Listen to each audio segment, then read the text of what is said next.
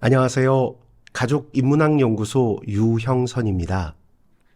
오늘 이렇게 영성과 구본영의 자기수련이라는 주제로 저의 연구를 발표하게 되어서 무척 기쁩니다. 저는 2005년에 그대 스스로를 고용하라 라는 책으로 구본영 선생님을 처음 접했습니다. 2010년 나를 찾아 떠나는 여행이라는 꿈법 프로그램에서 구본영 선생님을 처음 만났습니다. 2012년 직장에서 144일 동안 파업을 했고요. 인생을 통째로 좀 바꾸고 싶어서 공부를 해봐야 되겠다고 굳게 마음먹었습니다.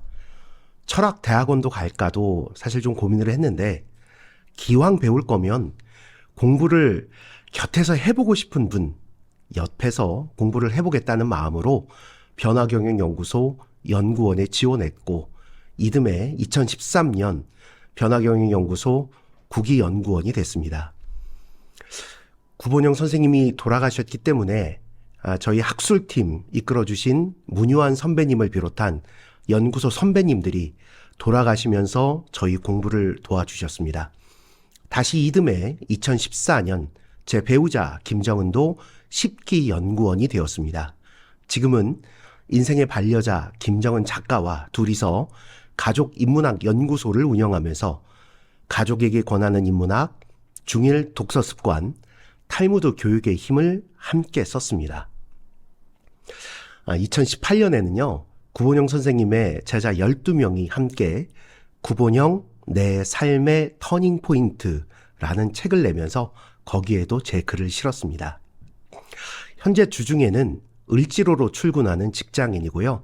주말에는 전국 도서관에서 부모님과 자녀들, 청소년들에게 가족 독서와 인문 고전을 강의하고 있습니다.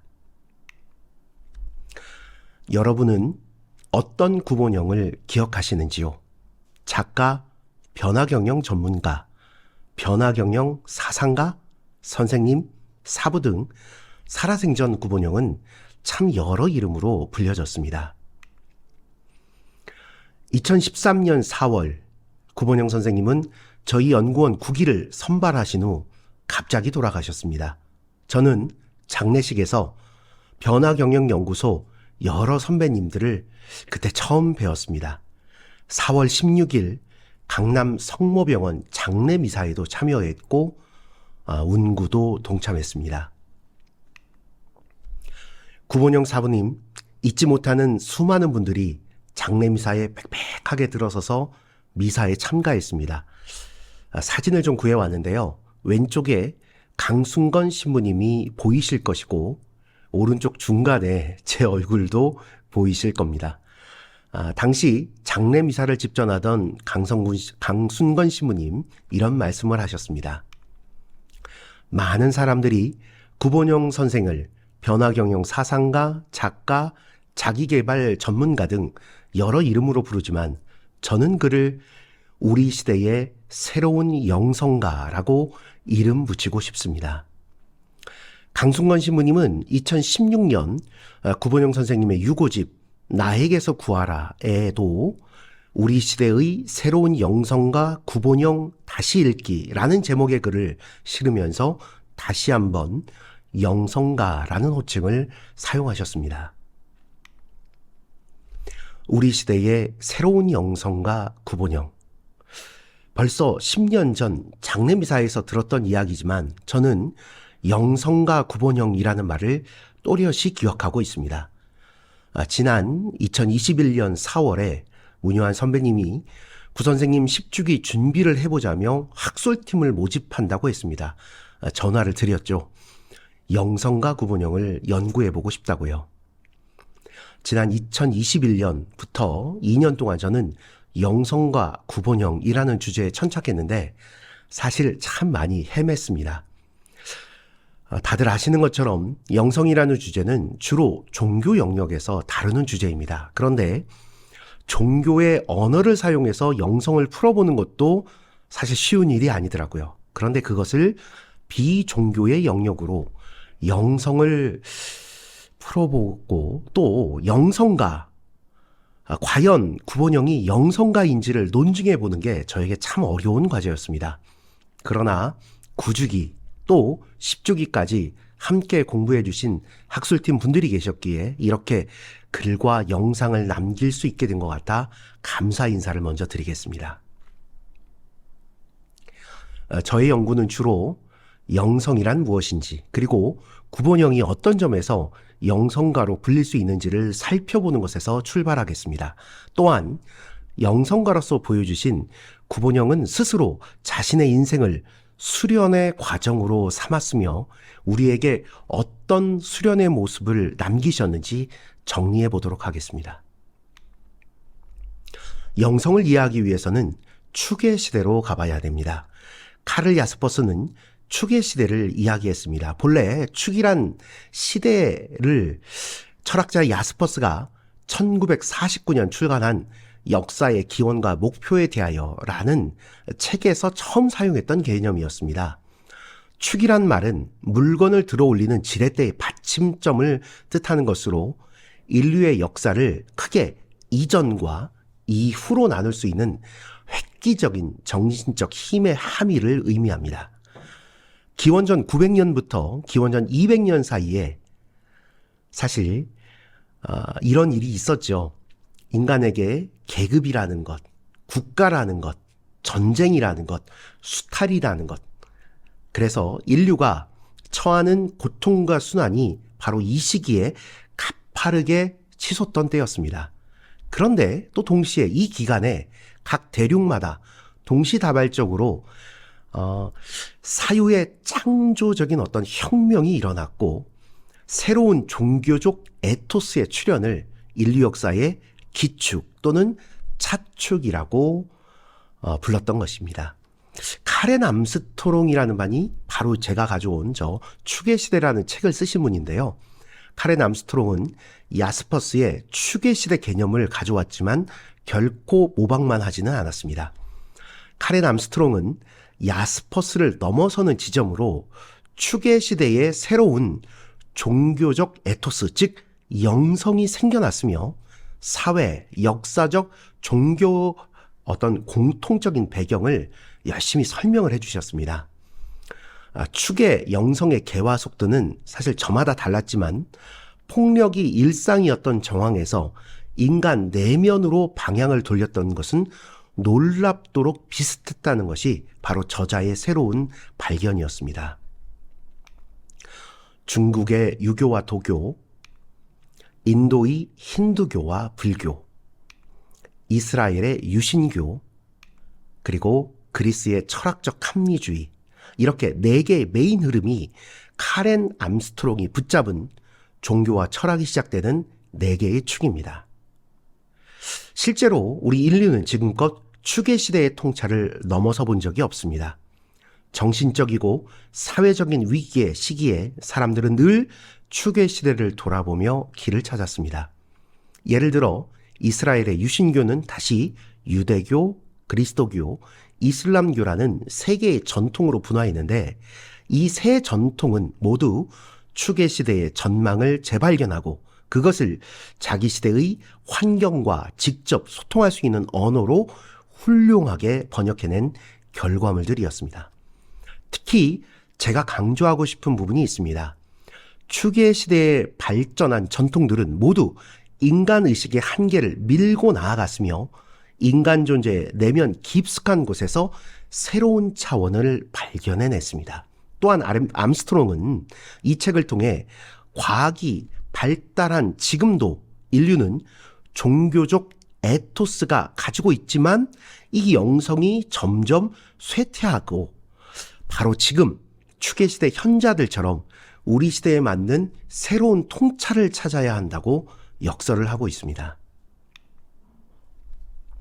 화면에 보이는 4가지 축 중에서 어느 것으로부터 영성, 즉 영혼에 대한 이야기를 시작을 해볼까요?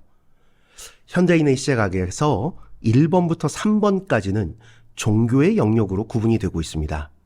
그러나 좀 전에 말씀드린 것처럼 축의 시대 때는 종교와 철학의 영역이 지금과 같은 구분이 아니었습니다. 그래서 저는 더더욱 4번, 그리스의 철학적 합리주의를 통해 영성의 이야기를 한번 해보도록 하겠습니다. 로마 교황청에 있다고 합니다. 라파엘로가 그린 아테네 학당이라는 그림입니다. 서양의 정신사 중에서 중세 이전, 즉 고대의 주요 인물들을 그려놓은 것입니다. 지금 중앙에 플라톤과 아리스토텔레스가 보이실 겁니다. 두 분은 일단 들어가시겠습니다. 오늘의 출발점은요, 서양 철학의 출발로 삼고 있는 소크라테스입니다. 그럼 이 그림에서 소크라테스는 어디 계신가요? 네, 맞습니다. 이분이 소크라테스입니다. 좀 더 한번 확대를 해보겠습니다.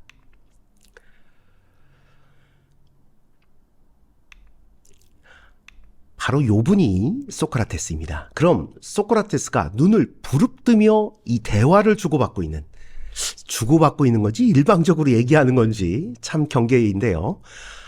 멋진 투구와 갑옷을 입은 미남이 보이십니까?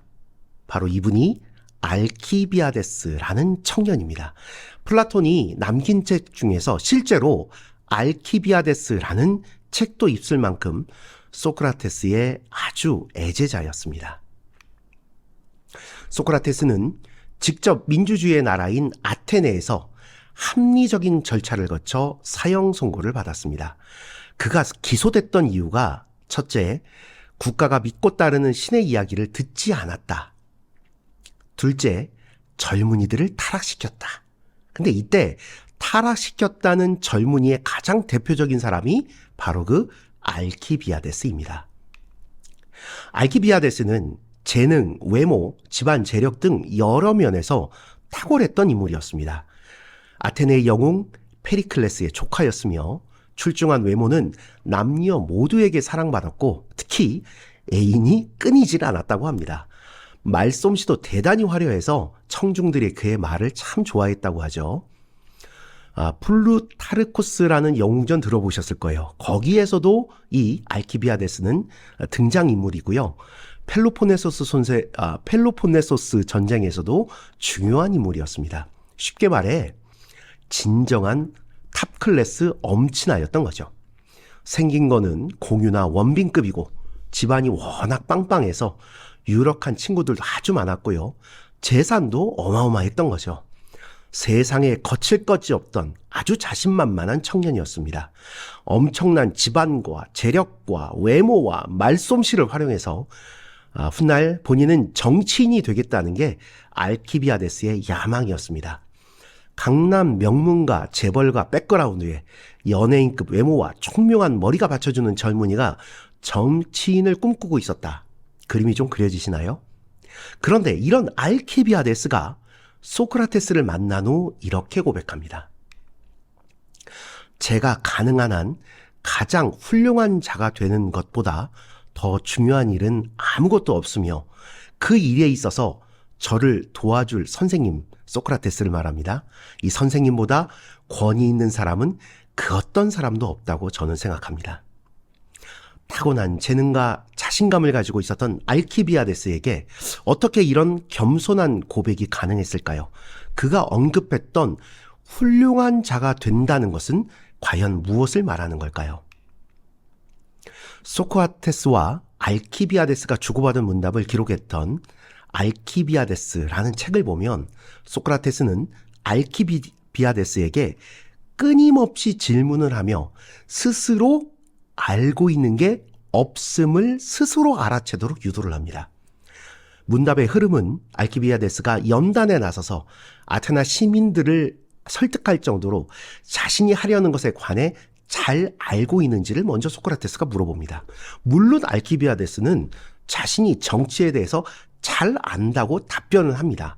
그러나 소크라테스와 문답을 주고받을수록 정의와 불의, 손익, 아름다움과 좋음, 용기와 죽음 등에 관한 물음 앞에서 알키비아데스는 굉장히 난처해집니다.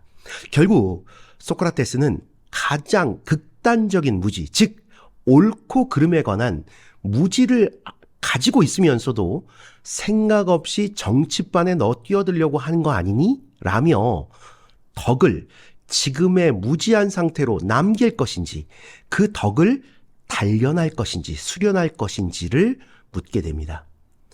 소크라테스를 만나기 전까지 알키비아데스는 정치에 입문하기만을 바랬고 자신의 신문적 특성을 이용해서 실제 정치 행위로 자신을 변화시키기만을 바라는 허세 많은 젊은이였습니다. 그러나 흔히 삼파술로 알려진 소크라테스의 질문법을 통해 결국 알키비아데스는 내가 알고 있다고 생각했지만 사실은 제대로 알고 있는 게 아무것도 없었구나. 즉 무지의 무지를 알아채게 됩니다. 쉽게 말해 나는 그냥 나의 외모와 나의 가문과 나의 재산을 가지고 나의 출세욕을 채우려고만 했구나. 진짜 나는 그 속에 숨어있는 나는 아는 것이 아무것도 없구나를 알아차렸다는 거죠. 소크라테스를 만난 이후 알키비아데스는 무지의 무지 상태에 놓여있는 자신을 알게 됩니다. 지금 자신에게 필요한 것은 자신의 외적인 환경을 의지해서 정치에 뛰어드는 것이 아니라는 것을 본인도 깨닫게 됩니다. 소크라테스는 알키비아데스와 나눈 그 기나긴 문답 끝에 알키비아데스에게 자기 인식과 자기 배려라는 개념을 가르칩니다. 이때 알키비아데스가 묻습니다. 배려해야 될 자기가 과연 무엇입니까? 누구입니까? 이 물음에 소크라테스는 그것은 영혼이다 라고 대답합니다. 왜냐하면 소크라테스에게는 내 자신이란 곧 나의 영혼이었기 때문입니다. 현대 철학자 미셸 푸코에 따르면 이때 영혼이란 육체와 대비되는 실체로서의 영혼이 아니라 행위의 주체로서의 영혼입니다. 따라서 자기를 배려한다는 것은 육체를 배려하는 것이 아니라 행위의 주체, 즉 자신의 육체와 적성, 능력을 활용하는 주체로서의 자신의 영혼을 배려하라는 뜻입니다. 소크라테스가 말하는 자기 배려는 궁극적으로 알을 통해서 이루어집니다. 바로 앞서 자기 배려는 알미고 알은 기술이라고 말했습니다. 자기 수련의 기술이 자신을 변화시킨다는 것이죠. 즉 이러한 자신의 변화는 일련의 행동, 실천들이 행해졌을 때 가능하다는 뜻입니다. 바로 여기에서 소크라테스가 말하는 알의 확장이 일어납니다. 소크라테스에게 아는 것은 곧 행동하는 것이고 그가 말하는 알미란 행동의 윤리와 깊은 연관을 갖게 됩니다. 소크라테스에게 아는 것은 행동하는 것을 포함하는 말입니다. 그에게 암과 행동은 일치시켜야 하는 것이 아니라 일치할 수밖에 없는 것입니다. 행동으로 드러나지 않는 것은 아는 것이 아닙니다. 요컨대 자신의 영혼을 돌본다는 것은 인식과 행동을 일치시키는 과정이라고 볼 수 있습니다. 하지만 삶을 살다 보면 엄청나게 공부했음에도 재수없는 사람들이 있고요. 요즘 TV에서 매스컴에서 자주 보이죠. 철학책 한 권 읽어보지 않았지만 참 덕을 가진 사람들이 있습니다. 우리는 이러한 암, 지식, 행동 이 두 가지의 괴리를 어떻게 이해해야 할까요? 소크라테스가 말하는 지식, 알의 의미를 이론적인 지식이 아니라 행동을 변화시키는 기술로서 이해할 때 우리는 받아들일 수가 있습니다. 다시 한번 강조합니다. 알의 강도는 그 알미, 사람을, 자신과 타인이라는 사람을 얼마나 변화시켰는가의 문제입니다. 지식의 양이 결코 아닙니다. 바로 이 부분에서 영혼, 즉 영성의 핵심 명제를 얻을 수 있습니다. 영성이란 곧 행동의 문제입니다. 영성은 곧 변화의 문제입니다. 알은 자기를 변화시키는 과정이고 결국 자신의 행위로 드러날 수밖에 없습니다. 미셸 푸코는 자기인식과 자기 배려라는 두 가지 개념으로 철학사를 재구성합니다. 고대 그리스 철학에서 소크라테스와 알키비아데스가 했던 대화를 분석하면서 되살려낸 것이 바로 자기 배려라는 부분입니다. 자기 스스로 자기 자신을 아끼고 사랑하며 성장시키는 과정, 또한 이 과정은 분명 아름다운 과정입니다. 영혼을 다루는, 즉 영성이란 곧 자기 스스로를 자신이 만들어가는, 자기를 자기 자신으로 만들어가는 자기 배려를 통해 구현되는 것입니다.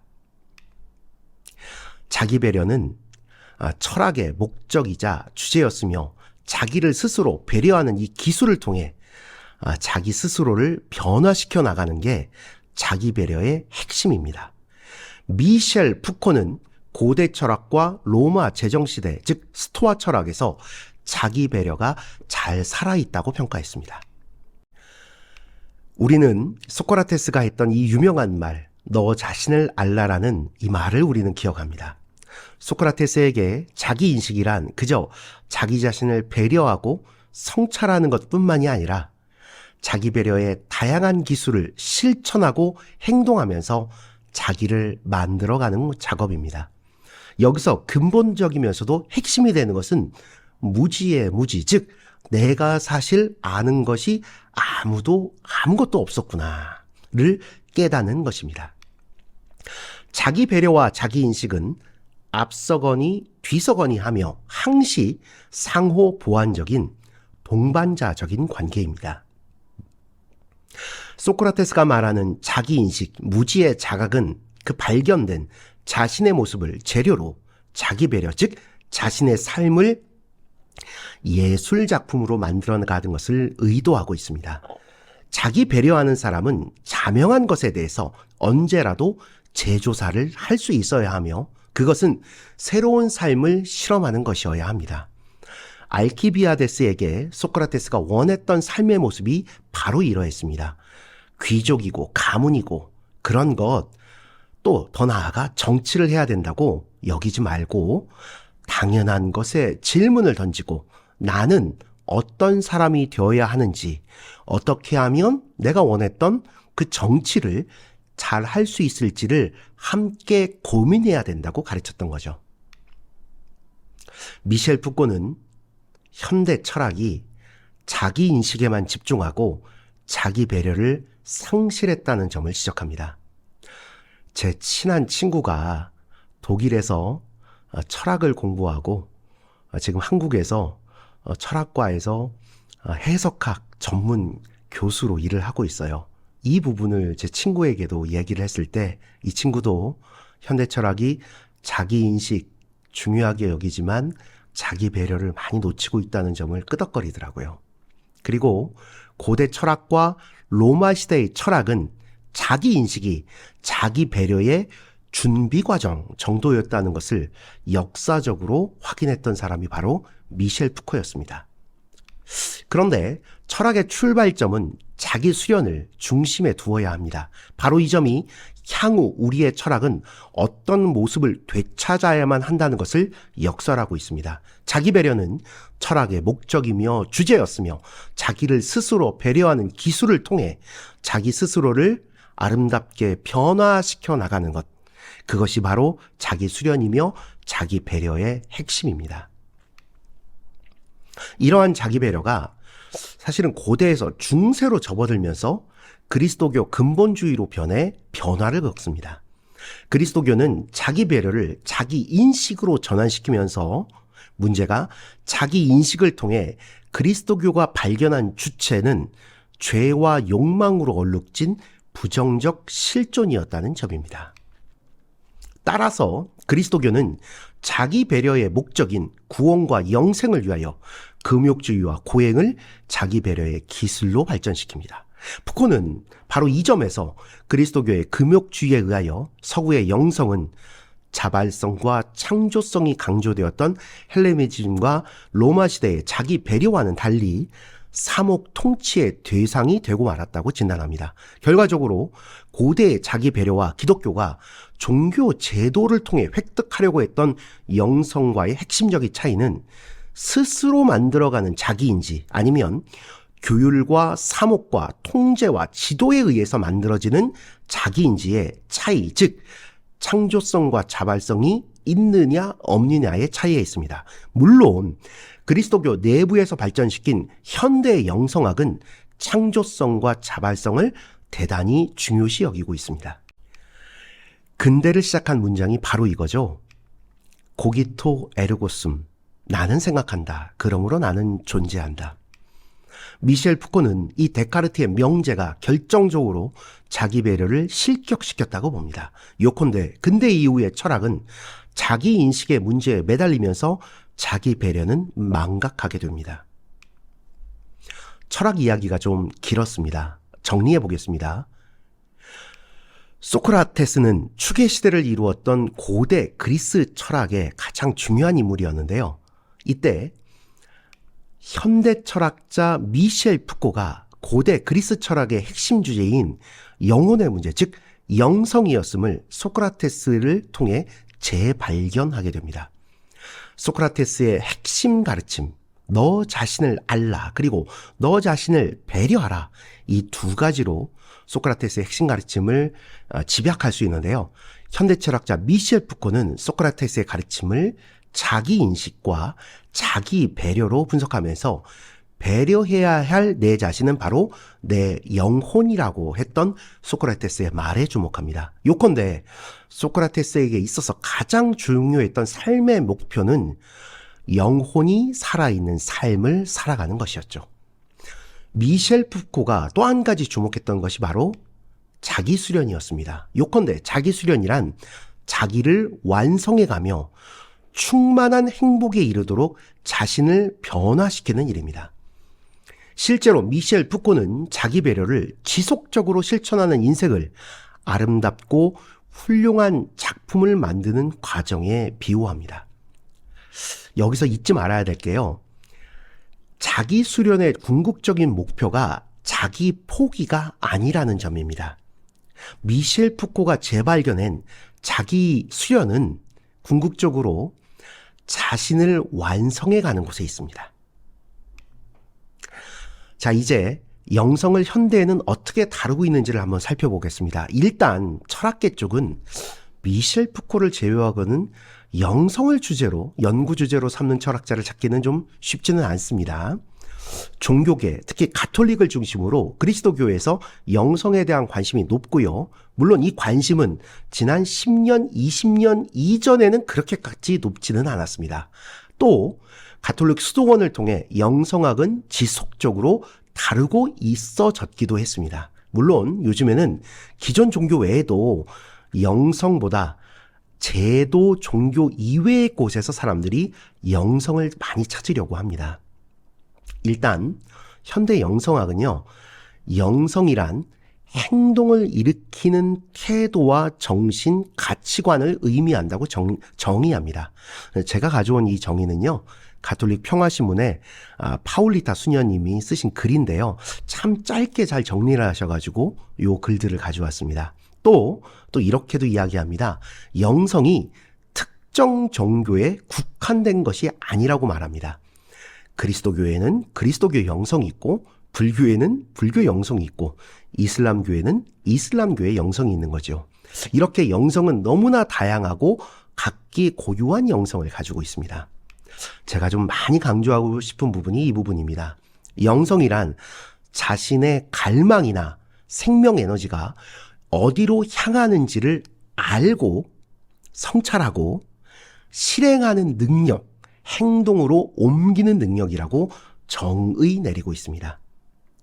여러분 기억하실런지 모르겠습니다. 구본영 선생님은 우리 마음 안에 있는 욕망을 집중하고 그 욕망을 풀어주라고 하셨습니다.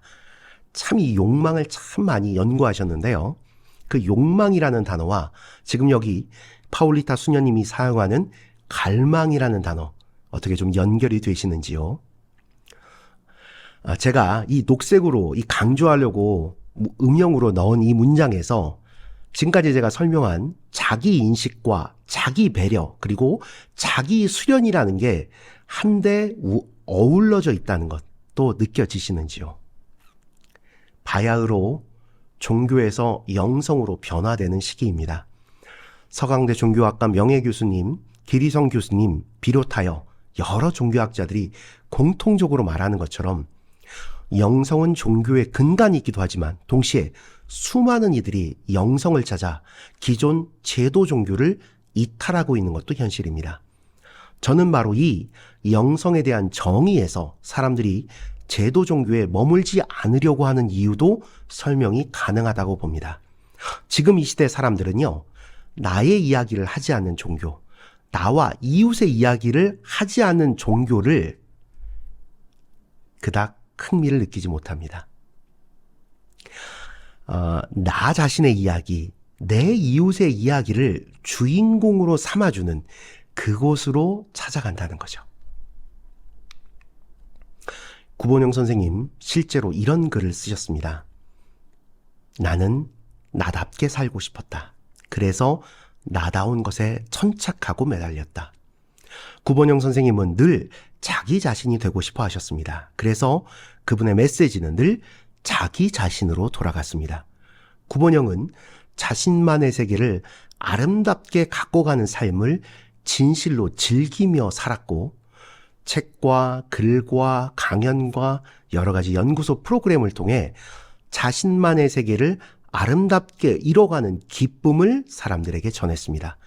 구본영을 가까이에서 지켜본 이들은 말과 글과 삶이 일치했던 구본영을 기억합니다.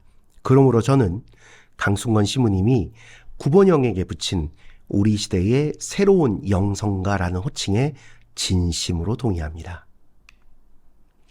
모두들 아시는 것처럼 세상 사람들은 구본영을 기본적으로 자기계발 작가로 구분했습니다. 그런데 구본영 선생님은 자기계발이라는 게 좀 더 다른 측면이라고 얘기를 하셨어요.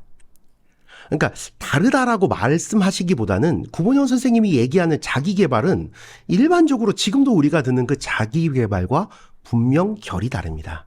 이렇게 얘기하셨죠. 자기계발은 오늘보다 좀 더 나은 내가 되기 위한 움직임입니다. 그리고 구본영 변화경유 연구소에 들어가면 우리의 슬로건이 딱 적혀 있습니다.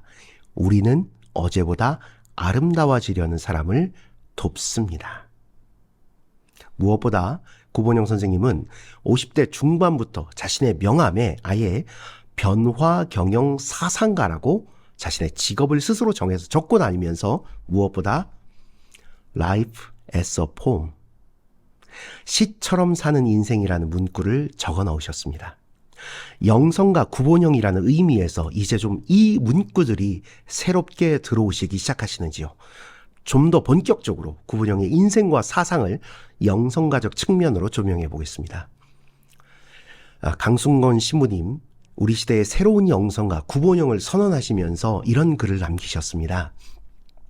영성은 종교의 울타리 안에 있는 것이 아닙니다. 영성은 바람과 같고 물과 같고 공기와 같아서 어디서나 속하고 통합니다. 깊은 산속 옹달샘의 깨끗한 물은 누구에게나 마시는 것입니다. 누구에게나 좋은 물이지요. 어디서 나오든지 마시는 것은 어느 시대나 누구에게나 좋은 것입니다. 그것이 바로 영성입니다. 구본영 선생은 누구에게나 양식이 되고 빛이 되는 말씀을 주었습니다. 제가 구본영 선생님을 2010년 10월에 나를 찾아 떠나는 여행에서 만나 뵀는데요. 그때 찍었던 사진입니다. 참 젊으시죠? 그때 이런 걸 강의하셨어요.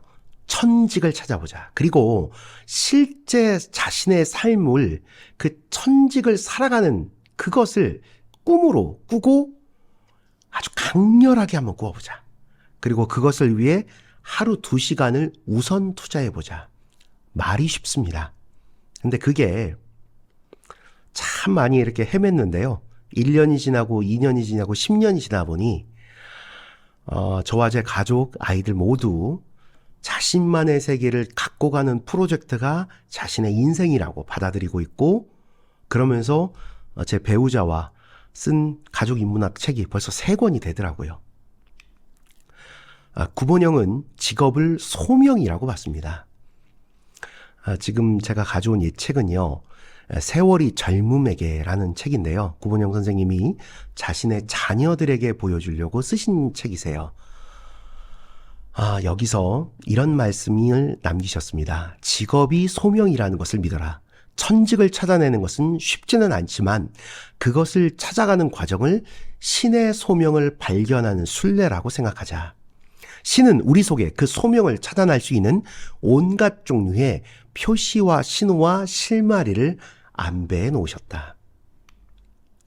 나라는 신의 수수께끼를 풀어라. 아마 신은 우리를 창조한 다음 할 일이 없어서 매우 심심해 하실 것이다.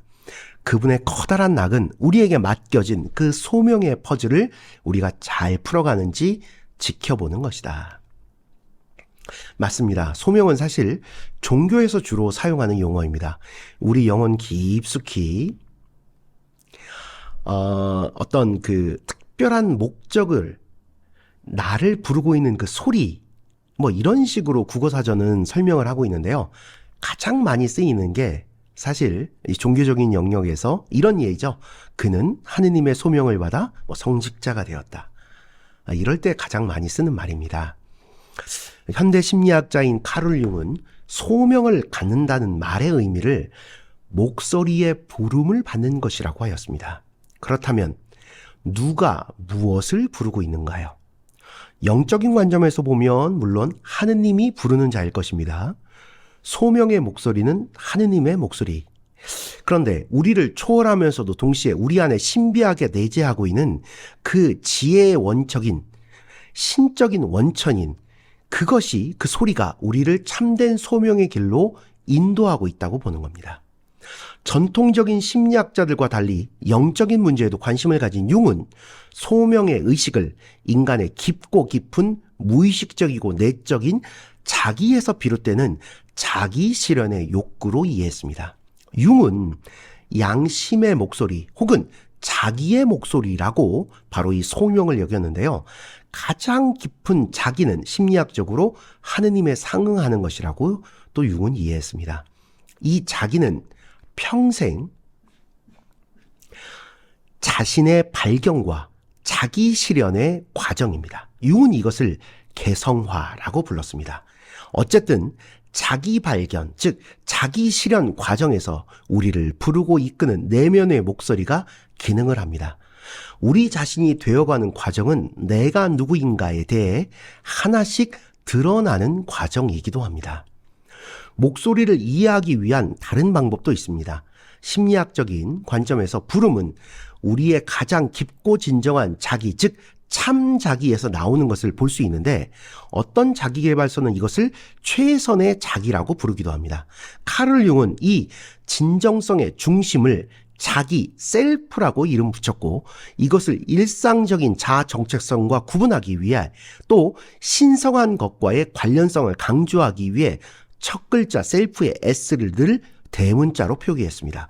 진실을 더 크게 의식함으로써 그것에 따라 살아가려는 지속적인 노력, 이 과정이 개성화이며 소명에 따르기 위한 자신을 수련하는 삶이기도 합니다. 네이버에 소명이라고 키워드를 검색해 보시면요. 네이버는 심리학 용어 사전을 무료로 제공을 하고 있는데 거기에 나온 내용을 보실 수가 있어요. 거기에 굉장히 자세하게 나오는데요. 연세대 심리학과 손용우 교수님이 현대에서 소명을 현대적인 심리학에서 연구하는 것은 좀 드물다라고 얘기를 하시면서도 그 중에서도 연구 사례 중에 소명을 발견하기 위한 실증적인 연구를 소개를 합니다. 그리고 거기에 소명을 찾기 위한 4가지 선행 조건을 제시하는데요. 제가 그 4가지 문구만 따왔습니다. 첫째, 삶의 의미를 찾고자 하는 욕구. 2번째, 주의 깊은 태도. 3번째, 새로운 길을 실험하려는 기꺼운 마음. 마지막, 자신에 대한 이해. 어떻습니까? 이 4가지 태도는 바로 구본영 선생님이 평생 일관되게 추구했던 삶의 태도였고요. 구본영 선생님과 함께 생활을 했던 사람들이 닮고 싶어 했던 바로 그 삶의 태도였습니다. 구본영 선생님 직접 자신의 자녀들에게 책으로 본인의 생각을 남기셨는데요. 그게 바로 세월이 젊음에게라는 책입니다. 이 책에서 직업과 인생을 대하는 구본영의 생각, 사상을 참 쉽게 여러분들 접하실 수 있습니다. 거기에서 구본영 선생님은 영혼과 의식, 무의식이라는 영역을 그림으로 표현하며 자신을 찾아가는 여행의 출발점을 서술을 해놓으셨습니다. 왼쪽 그림은 이것을 조셉 캠벨이 그렸다라고 구본영 선생님 설명을 하십니다. 조셉 캠벨이 플라톤은 인간의 영혼이 원과 같다라고 했다는데 이제 그것을 표현해 놓으신 거죠. 의식 세계가 있습니다. 자아는 또 인간의 중심과 동일시하는 또 나의 중심이 또 따로 있습니다. 근데 사실 우리 인간들은요, 의식 세계에서 자신의 자아가 있다고 생각하는데 사실은 무의식, 우리가 생각에 미치지 못하는 저 거대한 그 무의식 세계에 사실은 우리의 중심이 있는 거죠. 그런데 사실 구본영 선생님 이 그림에 만족하지 않으셨어요. 그래서 본인이 추가적으로 우리가 자신에 대한 탐구를 계속 해나가면 오른쪽 그림처럼 우리의 의식이 우리의 중심에 있던 무의식 세계의 중심에 있던 우리의 중심과 닿을 수 있는 그런 순간이 올 수도 있다 이렇게 얘기를 하십니다. 만일 이 둘이 만나게 된다면 이것은 굉장히 거대한 깨달음이기 때문에 일생에 이런 순간이 올 수 있는지는 확실하지 않다. 그러나 중요한 건 내가 생각하는 나의 자아와 저 밑에 있는 나의 중심이 가까이에 갈 때에 분명한 떨림과 울림이 우리에게 전해진다. 이렇게 설명을 하시거든요. 구본영 선생님의 소명을 저는 크게 세 가지로 분석해서 설명을 해보겠습니다. 첫 번째입니다. 단식과 소명 식별하기를 돕던 샤먼의 역할입니다. 구본영 선생님 90년대 중반 직장에 휴가를 좀 길게 내고 지리산 단식원에 들어가셔서 4주 동안 포도 단식을 하던 중에 자신의 내면 깊숙한 곳에 웅크리고 있던 역사가가 되고 싶었던 그 꿈을 기억해냈습니다. 학창시절 혁명사를 연구하는 역사가가 되고 싶어 하셨거든요. 그런데 지금은 벌써 40대 중반의 나이를 접어들고 있고 한 가정의 가정이고 그렇다면 이제 자신은 그 꿈을 다시 꺼내서 내 자신의 인생을 한번 글로 써봐야 되겠다. 이런 새로운 꿈을 발견하고 흠뻑 젖어들겠다라고 생각하십니다. 그리고 그걸 글로 모아서 책으로 냈는데 갑자기 일약 베스트셀러 작가가 돼버리신 거죠. 그리고 발견한 거죠. 아, 나뿐만이 아니구나. 수많은 사람들이 이 먹고 사는 일에 지쳐서 내 가슴 속에 있던 꿈을 잊고 살았구나. 그리고 구본영 선생님 50을 넘어가는 해에 새롭게 자신의 변화를 꿈꾸기 시작합니다. 그래, 이제는 내가 경험했던 그것을 자신의 꿈을 찾고 그 꿈을 실현시키는 그 과정을 주변 사람들에게 알려주고 도와주어야 되겠다. 2000년대 중반부터였죠. 나를 찾아 떠나는 여행이라는 프로그램을 시작을 하십니다. 그것을 저희는 흔히 꿈번 여행이라고 부르는데요. 3일 동안 포도 단식하면서 자신의 꿈을 찾아 구체적으로 표현해내는 것, 그런 프로그램입니다. 실제로요, 고대부터 인디언 분들이 이런 의식을 행했어요. 이것을 뭐라 그러냐? 북아메리카 원주민들은 비전 퀘스트라는 이름이고요. 지금도 이게 행해지고 있다 그러죠. 비전 퀘스트를 할 사람들은요, 사실 일단 자신의 비전을 찾아야 되겠다라는 꿈을 가지고 그런 이제 목표를 가지고요. 그리고서 그 마을의 추장을 찾아갑니다. 그리고서 추장과 함께 그 어떤 동떨어진 곳에서 비전 퀘스트를 시작하는 의례를 행합니다. 그리고서 산속 깊은 곳에 들어가서 아주 동떨어진 곳에 가서 단식하면서 하루, 이틀, 3일, 길게는 4일까지도 금식을 하면서 기도를 하면서 자신의 마음 깊은 곳 그리고 자신의 주변에 벌어지고 있는 일들에 대해서 깊게 자세하게 관찰을 합니다. 그리고 다시 돌아와서요. 그때 이제 처음 시작할 때 만났던 그 추장님 찾아가는 거죠. 그리고서 자신이 그 시간 동안 보고 듣고 느끼고 생각했던 것을 하나하나 꺼내는데 그것을 그 추장님이 옆에서 그 리뷰하는 과정을 도와주는 거예요. 어떠세요? 꿈법 프로그램에서 느꼈던 그 과정과 이 비전 퀘스트의 그 샤먼, 즉 추장님이 했던 역할 좀 비슷하게 연결이 좀 되시나요? 두 번째입니다. 구본영 두 번째 소명은 자신의 유보된 꿈을 펼치는 것처럼 사람들에게 유보된 꿈이 있고 그것을 펼치도록 돕는 예언자적인 역할을 했다고 저는 생각합니다. 윌터 브루그만이라는 분이 예언자적 상상력이라는 책을 쓰셨는데요. 사실 그 책은 한국에 번역은 안 되어 있습니다.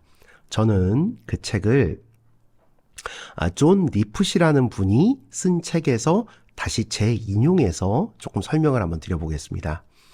예언자라는 것은요, 언제 어디서 무슨 일이 일어나, 물론 그렇게 얘기하시는 분들을 예언자로 부르기도 합니다. 그러나 아마 그 교회 다니시면서 예언서를 조금이라도 공부해 보시고 접해 보신 분들은 바로 제 말을 이해하실 거예요. 이 영적 전통에 있는 예언자라는 분들은요, 언제 어디서 무슨 일이 일어날 거야 라고 말하시는 그런 스타일보다는 지금 이 현실에 너무나 분명한 진실이지만 묵인되고 감춰지고 드러나지 않고 있어 라는 것을 사람들에게 알려주는 역할이세요. 특히 이 브루거만이라는 분은 예언자의 주된 소명이 분노한 사회 비판가가 되는 것만은 아니라고 보았습니다. 무엇보다 사회와 권력이 부정하거나 무시하는 혼란과 불안의 현실을 정직하게 바라보는 이가 바로 예언자의 소명이라고 생각합니다. 그러한 분노와 슬픔이 일어나야 될 사건에 도덕적 자기기만과 널리 퍼진 대중의 무감각, 이것이야말로 진정인 가장 슬픈 비극이라고 본다는 거죠. 브루거만은요, 무감각한 사회에서 예언자가 해야 할 과제를 크게 세 가지 차원으로 설명합니다. 첫째, 강력한 상징을 제공해라. 두 번째, 두려움과 공포를 공개하라. 세 번째, 고뇌와 열정으로 진솔하게 말하라. 기억하실까요? 구본영 선생님의 첫 책이었습니다. 익숙한 것과의 결별에 보면 불타는 갑판에서 뛰어내려라, 뭐 이런 메시지가 나오죠. 수많은 사람들이 이 문장을 보면서 어제와 같은 오늘을 내가 반복하며 살았구나. 어느 곳에서도 어제도 오늘도 또 반복될 내일도 나는 단 하루도 진정 쉬고 있지 못했구나. 변화를 갈구하지만 방향을 찾지 못하고 있구나. 몰아닥치는 일과 수많은 인간관계가 나를 붙잡고 있구나. 바로 그러한 나의 상황이 바로 저 불타는 갑판이구나 라고 사람들은 알게 됩니다. 이러한 이야기도 글로 쓰셨습니다. 밥벌이에 지지 말자. 살고 싶은 대로 사는 것을 두려워하지 말자. 우리 꿈을 꾸자. 선생님 문장 하나 더 제가 가져왔는데요. 제가 한번 읽어보겠습니다. 떨어지든 올라가든 동양에서건 서양에서건 우리는 별이다. 우리의 삶이 아무리 고달파도 우리는 별인 것이다. 내가 해가 아니고 달이 아닌 것이 참 좋다. 그것이 없으면 세상은 망하는 그런 엄청난 존재가 아니라는 것이 행복하다. 다른 사람의 삶 위에 군림하는 사람이 아니고 다른 사람과 더불어 살아가는 사람임이 좋다. 별처럼 많은 사람들 중에 하나에 지나지 않지만 또 그 별처럼 빛나며 꿈꾸는 사람임이 좋다. 2005년부터 변화경영연구소 연구원들을 선발하시면서 꿈법과 동행하고 또 자유롭게 살아가는 인생을 할 수 있어 라고 도와주셨거든요. 제자들과 함께 공부하고 함께 아름다운 곳을 많이 여행하셨습니다. 그의 진정한 직업은 불쏘시개였습니다. 아궁이에 불이 타오르게 하는 불쏘시개 역할이었습니다. 사람들의 내면에 잠든 열정과 비전의 불꽃을 점화시키고 그들의 삶이 그 점화된 채 계속 타오를 수 있도록 도와주는, 그들의 삶이 아름다워지도록 도와주는 그런 역할이 선생님의 직업이었습니다. 2007년 4월 13일 미침에 대하여라고 구본영 선생님 칼럼을 쓴 게 지금도 연구소 홈페이지에서 여러분들 검색하실 수 있는데요. 여기서 이런 글을 쓰셔요. 미친 듯 타오르기 위해서는 세 가지 조건이 채워져야 한다. 하나는 땔감이고, 하나는 소식의 불꽃이고, 하나는 부직갱이이다. 이 세 가지 중에 하나라도 모자라면 스스로 타올라 소진해낼 수 없다. 세상을 떠날 때 가지고 태어난 것을 다 쓰고 사라지기를 바란다면 자신을 마른 장자처럼 태울 방법을 공들여 찾아야 한다. 꿈을 쫓는 삶이란 자기 내면에 유보된 삶을 찾는 삶이며 아름다운 인생의 실현에 충실한 삶을 의미합니다. 그러나 자기 내면의 기쁨을 쫓고 싶은 삶은 현실의 여러 제도 속에서 좌절하기 일쑤입니다. 내면에 유보된 꿈은 쉽게 이루어지지 않는 법이기에 절제를 반복하는 수련이야말로 꿈의 실현을 위하여 반드시 필요한 과정입니다. 오랜 수련을 통해 자기 변화만이 충만한 기쁨과 자유로움을 자기 자신에게 선사할 수 있습니다. 구본영 선생님의 수련은요, 오랜 수련과 단식 속에서 새로운 시각을 창조하게 되는 것이다 라는 저런 문장에서도 우리가 또 찾을 수도 있고요. 또 자기 자신을 찾아가는 길은 오랜 세월과 수많은 공간을 지나가야 한다라는 선생님이 이런 글에서도 선생님이 얼마나 수련을 중시 여겼는지를 알 수 있습니다. 또 이런 글도 쓰셨어요. 춤장이는 매일 춤춰야 하고 환쟁이는 매일 그려야 하고 글쟁이는 매일 써야 한다. 마치 검객이 매일 수련하지 않으면 목숨이 위태로웠듯이 매일 수련해야 된다. 이 말은 내가 가장 좋아하는 말이다. 우리 시대의 영성가 구본영의 자기 수련을 저는 세 가지 차원으로 한번 설명해 보겠습니다. 첫 번째입니다. 자기 대화와 자기 선언입니다. 구본영 선생님의 수많은 글들을 읽어보면 선생님의 글들은요, 끊임없는 자기 대화와 자기 선언의 반복임을 금방 알아챌 수 있습니다. 구본영은 늘 자신이 처한 현실 속에 정직하게 자신을 마주대하면서 스스로 진실하게 질문했습니다. 나는 누구인지, 나는 어떤 삶을 살고 싶었는지, 스스로 던진 질문에 숙고하며 대답한 것이 자기 선언으로 이어졌습니다. 구본영의 1인 기업, 10대 풍광, 이 모두 자기 대화와 자기 선언의 일종이었습니다. 인생 50은 구본영에게 특별하게 다가왔습니다. 2011년에 발간된 바로 이 깊은 인생 한 구절 읽어보겠습니다. 그러나 50살이 되면서 나는 인생의 의미를 묻게 되었다. 이 질문에 대답하지 않으면 안 되었으니 50살은 이 질문에서 물러설 수 없는 분수령이었다. 자, 이제 독립을 했으니 너는 무슨 일로 내 삶에 의미 있음을 증명할 것이냐. 이 질문 앞에서 서서야 비로소 의미란 그 자체에 있는 것이 아니라 스스로 부여하는 것이라는 것도 알게 되었다. 이러한 자각 속에 50살이 되던 해 그것 때문에 50대 10년이 훌륭했다라고 말할 수 있는 10개의 아름다운 장면을 그려보기 시작했다. 그리고 이것을 내 삶의 아름다운 10대 풍광이라고 부르기로 했다. 두 번째입니다. 하루 경영입니다. 구본영은 젊은 날 혁명사를 다루는 역사가가 되고 싶어 했습니다. 그러나 뜻하지 않게 학업을 이어갈 수 없게 되었고 유학비를 벌 목적으로 일단 기업에 어떻게든 취직을 했는데 그 기업에서 20년이 넘게 직장인의 삶을 살게 됩니다. 마침내 40대 중반 찾았던 지리산 단식원에서 자기 자신을 변화시키겠다고 스스로 선언을, 즉 자기 선언을 하면서 구본영은 새로운 인생을 살게 됩니다. 자기 선언은 자기를 변화시키겠다는 혁명이었습니다.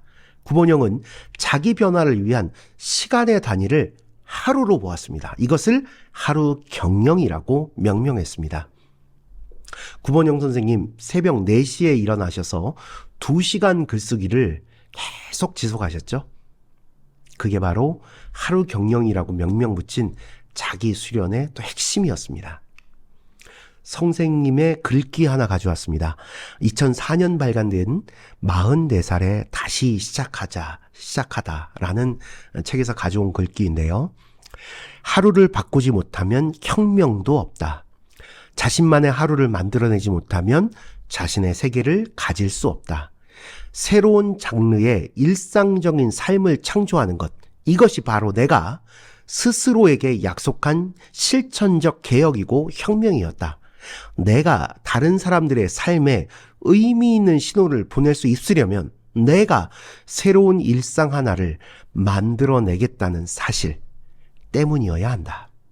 혁명이란 게 무엇입니까? 피지배자로 살아갈 운명의 사람들이 스스로의 주체로 살아가기 위해 지배 세력과 정면으로 부딪혀 마침내 자신들의 운명을 결정할 주도권을 기어코 거머쥐는 변화가 바로 혁명입니다.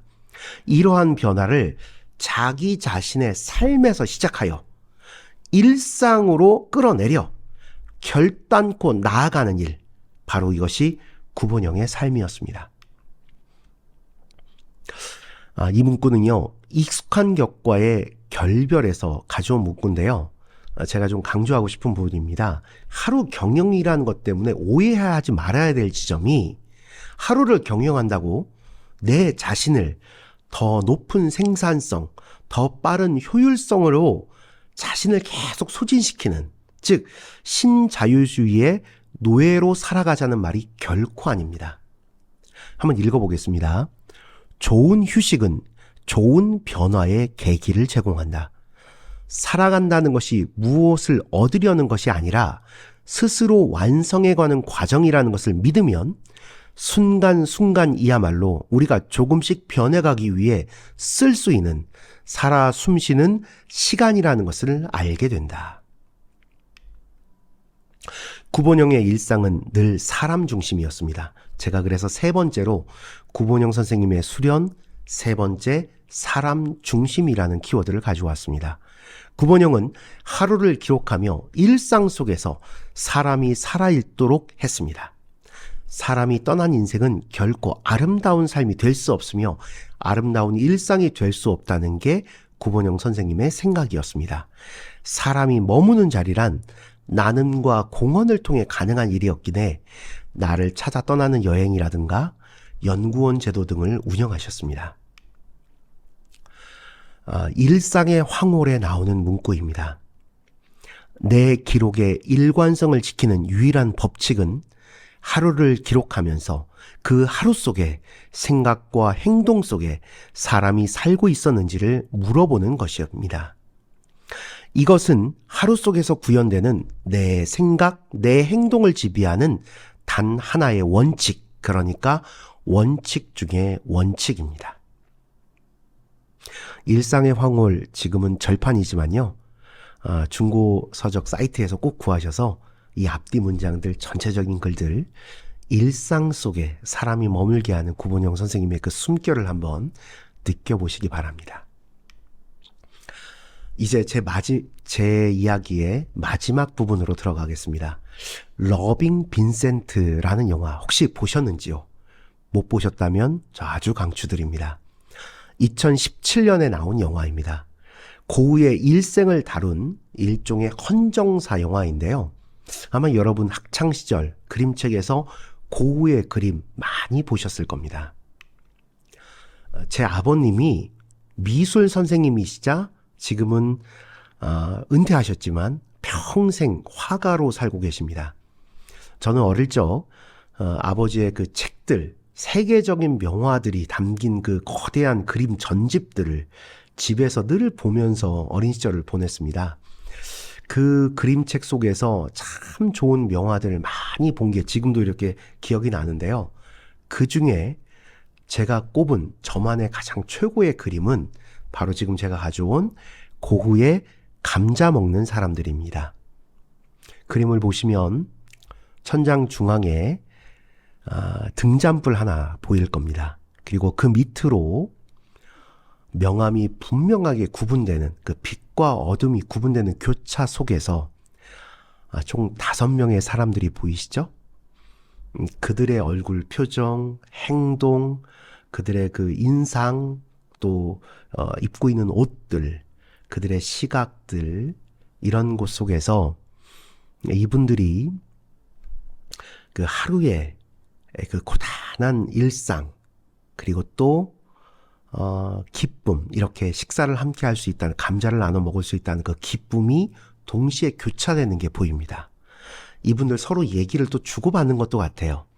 어떤 분은 이야기를 하고 있고, 또 어떤 분은 감자 드셔보라고 권하기도 하고, 또 동시에 다른 분들은 그들의 그 말과 말 사이에서 깊이 경청하여 들으면서 깊게 생각을 이렇게 숙고하는 그 얼굴 표정들이 함께 보입니다. 아마 그러한 것들을 어린 시절 제가 스치듯 보이지만 뭐라 표현은 못하지만 제 가슴 속에 이 그림이 가장 깊게 들어앉은 이유인 것 같습니다. 시간이 꽤 지났지요.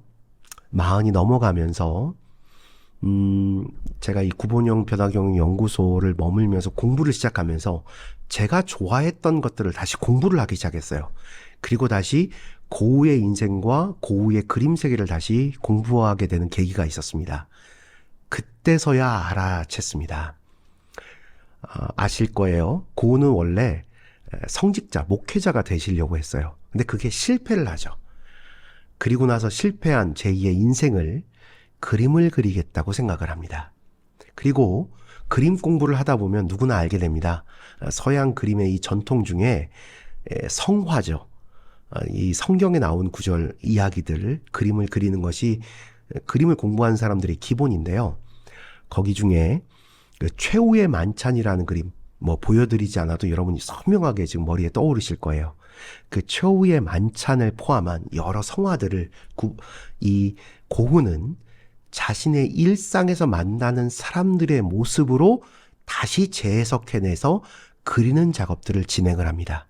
바로 최후의 만찬을 일상에 자신이 만나는 사람들의 모습으로 재해석해내서 그린 그림이 바로 이 감자 먹는 사람들입니다. 고흐의 방식입니다. 나의 이야기, 내 주변의 이야기로 고귀한 것, 아름다운 것을 그려보고 싶었던 거죠. 다시 러빙 빈센트라는 영화 이야기로 돌아갑니다. 러빙 빈센트라는 영화가 놀라웠던 게요. 고흐의 그림들이 영화 내내 살아서 계속 이야기를 끌어갑니다. 이게 이 제작 과정이 놀라운 게 10년이 걸렸답니다. 125명의 화가들이 10년에 걸쳐서 고흐의 화풍으로 재현해내서 그 그림들을 연결시켜서 이 영화를 만들어낸 거예요. 정말 장인 정신이 묻어나고 빛나는 영화입니다. 노래 가사에도 있었나요? 세상에서 가장 불행했던 사나이 빈센트 반 고흐가 그러나 그럼에도 불구하고 자신의 인생을 바쳐 참으로 아름다운 예술 작품을 완성해 나간 것처럼 우리도 우리에게 주어진 단 하나의 재료, 나의 인생이라는 그 재료로 우리의 삶을 힘 닿는 데까지 예술 작품으로 아름답게 만들어 보고자 한 것, 바로 그것이 자기 인식과 자기 배려를 통한 자기 수련의 길이며 영성의 길입니다. 나는 삶이 일종의 예술이길 바란다. 자신의 삶을 일종의 예술로 대했던 구본영. 우리 시대의 새로운 영성가 구본영이 우리에게 남긴 것은 자기 수련으로서의 인생이었습니다. 보다 자세한 내용은 온라인에서 글로 접하실 수 있습니다. 저의 이야기 들어주셔서 감사합니다. 이상 구본영 변화경영연구소 30기 꿈벗 9기 연구원 유형선이었습니다.